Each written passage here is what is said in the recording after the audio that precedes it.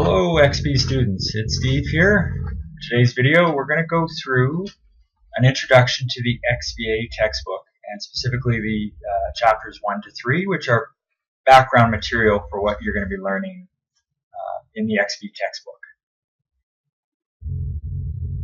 So what we're going to talk about today is just two things.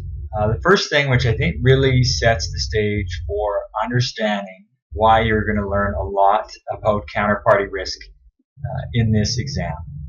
We're going to talk about what led to that, increased focus on counterparty risk and liquidity risk.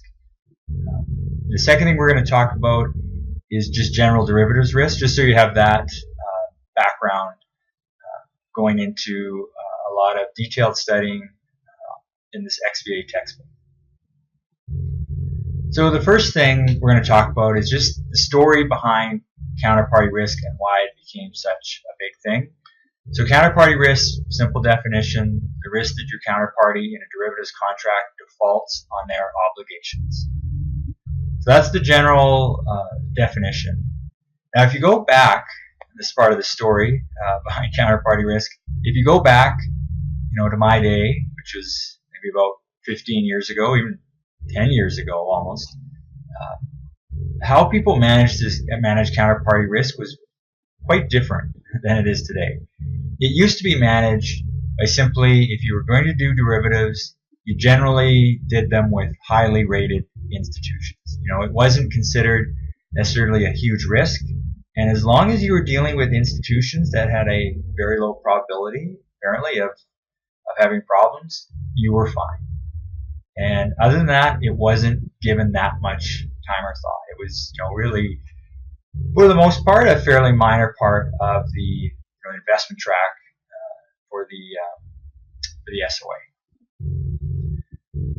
But then the financial world changed. The financial crisis, 2007 to 2009, and back in 2008, Lehman Brothers, major investment bank and derivatives counterparty, went bankrupt, and all of a sudden counterparty risk was a very, very big deal.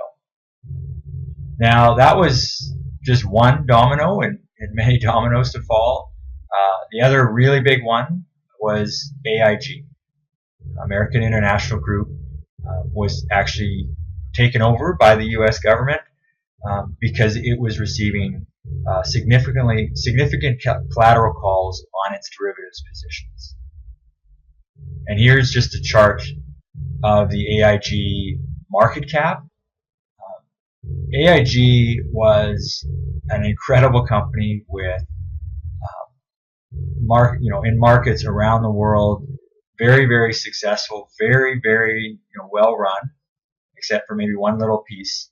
And you can see their market cap.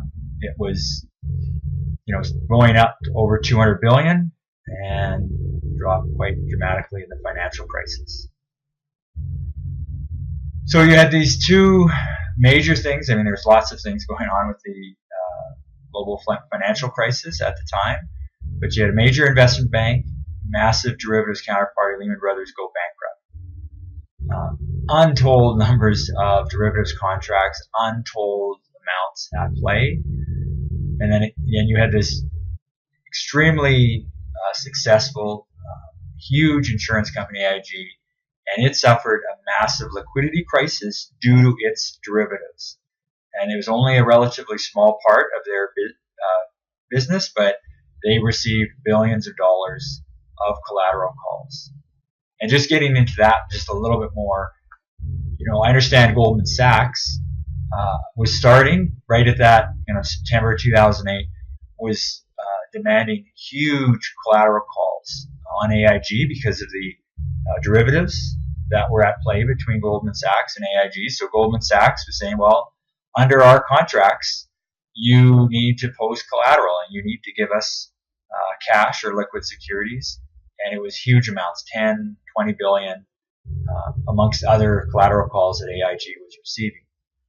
And so this was, really interesting. Not only, Lehman Brothers defaulting, AIG running into this liquidity risk, but, take this example of Goldman Sachs.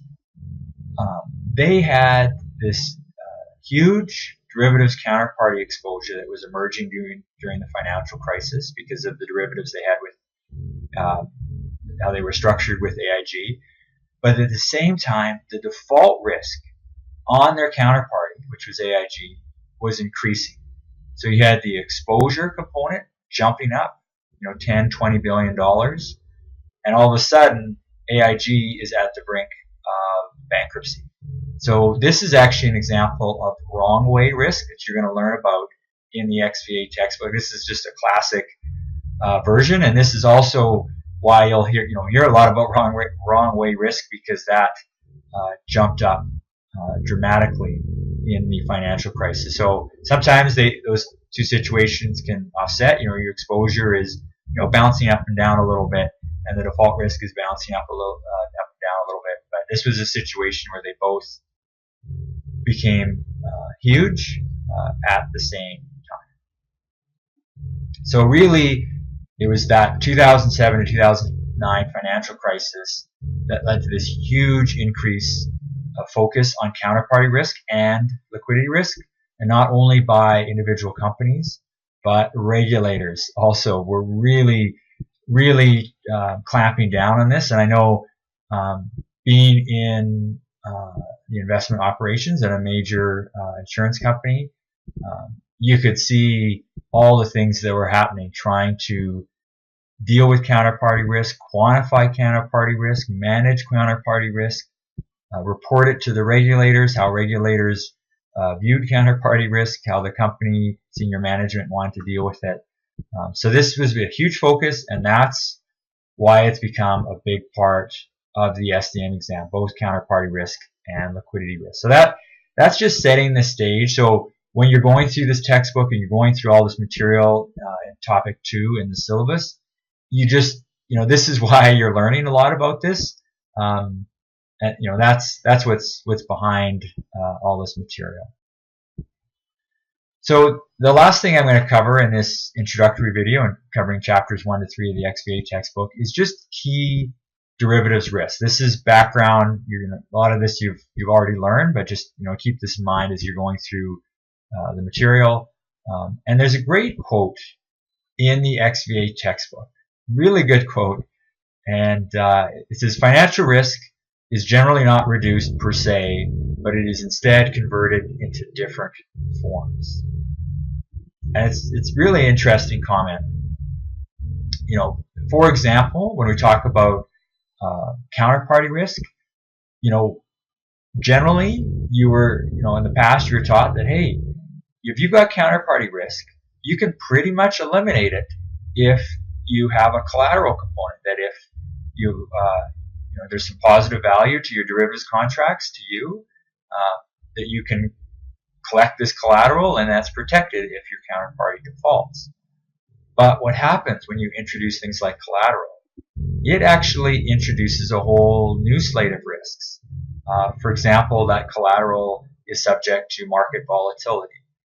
There's a whole process around managing collateral.